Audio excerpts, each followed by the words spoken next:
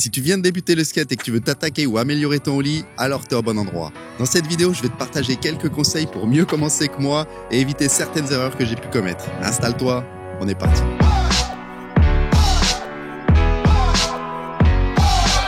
Écoute bien car c'est important. Depuis la dernière vidéo, je suis en train de retravailler exclusivement les bases du ollie, surtout le pop. Pourquoi ?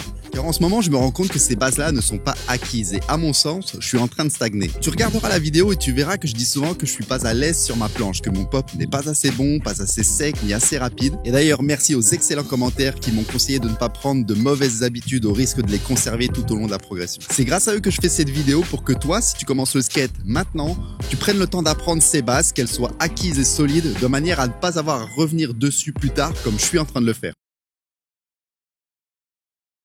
Déjà, si je devais recommencer à zéro, tu vois, je ferais beaucoup plus de skate dans la rue. C'est vraiment le tout premier conseil que je donnerais à quelqu'un qui veut débuter le skate. Apprendre à rouler sur la route, sur le trottoir, à carver, à freiner, à regarder autour de soi. Tu vois, juste rouler en skate le plus souvent possible. Ça peut paraître basique et pourtant je vois que clairement aujourd'hui ça me manque. C'est pas rare que j'appréhende un changement de surface ou tu vois des petits obstacles naturels sur la route ou des fissures comme ici un peu partout. Tu vois, quand je dis que je suis pas à l'aise sur ma planche, ça vient de là. C'est clairement un manque de pratique. Dans mes premières vidéos, tu peux voir que je débute directement sur de la mini-rampe en skatepark.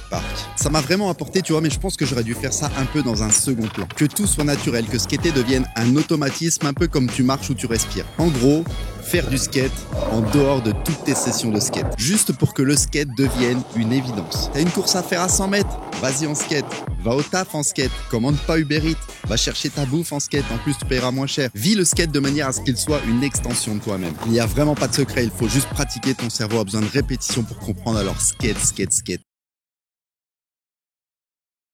Comme tout le monde, j'ai voulu faire ce que tout skateur débutant veut apprendre à faire le plus vite possible. Un ollie. Le ollie, clairement, c'est la base de la pyramide des tricks et aujourd'hui, moi, je reviens dessus. Comme tu peux le voir, j'en fais déjà depuis un moment, même certains dont j'aurais jamais cru être capable de pouvoir les faire en vrai un jour. J'arrive à prendre un petit peu de vitesse, à sauter par-dessus un obstacle, j'arrive même à faire des pop shove-it maintenant, alors pourquoi le retravailler? Le truc, c'est que j'ai fait cette erreur de me focus sur le ollie dans sa globalité, tu vois, la figure, le trick. Un ollie, c'est d'abord un pop et un saut, et c'est cette nuance-là dont je veux vraiment te parler aujourd'hui. Le travail du pied arrière, la gestion du corps, mais pas la technique du pied avant, pas tout de suite. Pourquoi? Tu vois, je suis très vite parvenu à réaliser des sauts avec mon skate et donc par définition un ollie. Et même si j'ai réussi à l'améliorer session après session, sauter un peu plus haut avec plus de vitesse, etc., la base de mon ollie, le pop saut, n'est pas bonne. Et je m'en rends compte maintenant, c'est pas assez maîtrisé. Donc ça veut dire quoi concrètement? Pendant des semaines, je me suis mis à travailler le pop shove-it, à dédier toutes mes sessions à ça, et qu'est-ce qui n'allait pas? Le pop. Et plus récemment, avec les 7 jours non-stop consacrés exclusivement à mon kickflip, qu'est-ce qui n'allait pas encore une fois? Le saut, le pop. La technique du flip, même si elle n'est pas parfaite, tu vois, elle est arrivée assez vite, ça va. Mais par contre, la base, mon pop, ça reste mauvais. Et je progresse bien plus lentement que si j'avais pris le temps d'apprendre à avoir un pop régulier et maîtrisé avant le reste. Voilà pourquoi aujourd'hui, avec mon expérience, j'aurais tendance à conseiller à un débutant de se focus plutôt sur le pop saut plutôt que sur la technique du pied avant du ollie. Je te dis pas que tu dois pas y penser ni le travailler, mais juste que ça vienne dans un second temps, étape par étape. Si tu sais popper et sauter, le mouvement du pied avant va rentrer très très vite. Tu regardes un tutoriel de Skate IQ par exemple, il est excellent dans ce qu'il fait. Tu vas comprendre très très vite et tu vas voir que ça va rentrer tout seul. Décompose ton ollie et focus-toi sur le pied arrière. Très sincèrement, si tu prends du temps pour maîtriser ton pop saut, tu auras fait un immense pas en avant et tu seras déjà meilleur que moi. En même temps, c'est pas compliqué d'être meilleur que moi.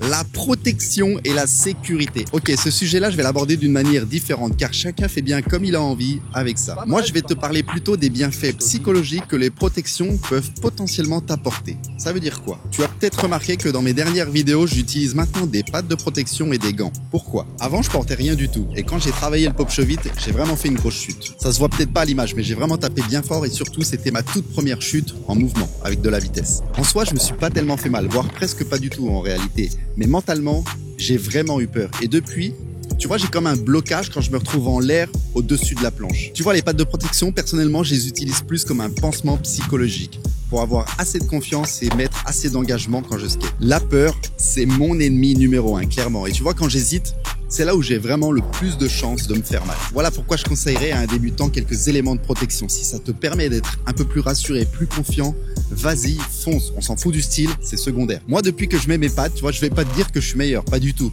Mais je pense moins à la chute. Et mentalement, je vois que petit à petit, ça va de mieux en mieux. Ça peut vraiment paraître bizarre dit comme ça, mais la chute, c'est presque un trick à elle toute seule. Et elle arrivera tôt ou tard. Elle fait clairement partie du processus d'apprentissage et tu vas devoir la dompter, l'accepter et voir même si tu peux apprendre à tomber. Ça, c'est clair.